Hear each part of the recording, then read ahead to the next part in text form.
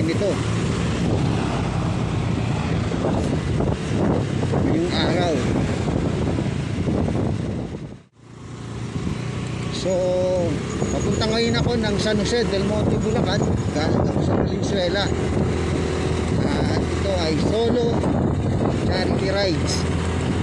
Maghahanap tayo na mapagbibigyan natin itong ating mga dala.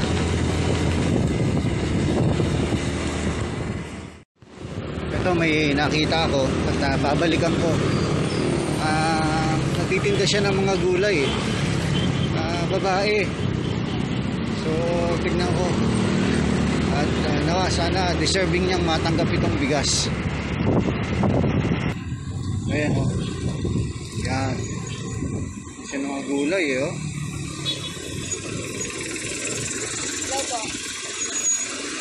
Pakarada ko muna pang pigilid ko muna itong motorsiklo.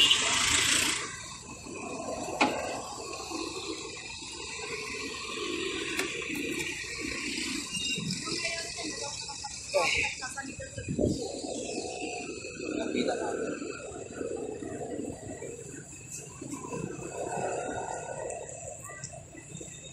Tayo.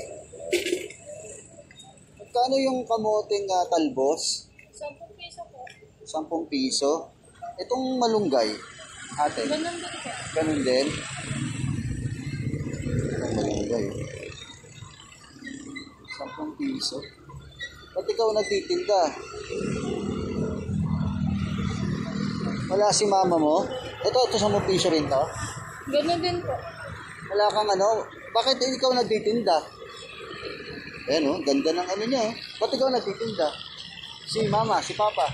May trabaho po si papa. Ano to? Tanim nyo o inaangkat nyo lang? Sariling tanim po. Sariling tanim. Galing naman. Tapos dito mo sinasakay ano? Sino nagdadrive yan? Kapatid ko po. Yung kapatid mo. Oo. So magkano lahat yan? 20 po. 20. So, gagawin natin. So, 20 pesos kasi yun eh. Medyo bayad natin.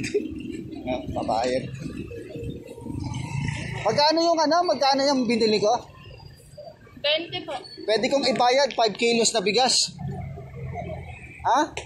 Okay ba? O sige. Palitan tayo.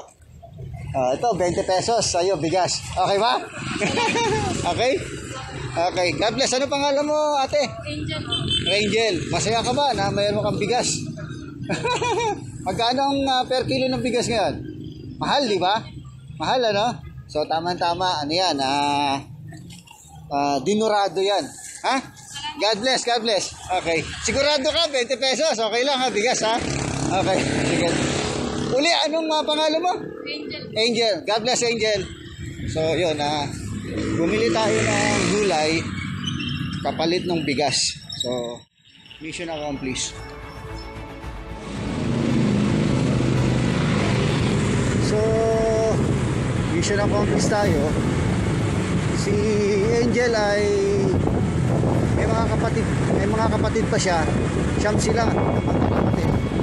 At yung tinitinda nila ay tanim nila yun. Tapos nakikitira lang din daw sila. Yung nanay niya nasa bahay, may inaasikaso sa mga kanyang kapatid. Tapos yung tatay niya ay namamasukan. Hihit lang din ng so tumutulong-tulong siya. Nakakahanga kayo. Hindi siya nahihiyang magtinda na gulay. Tapos siya ay nag-aaral pa.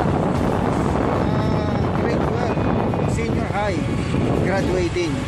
So sakto, tama-tama na deserving yung bigas. Kahit pa paano ay makatulong sa kanila.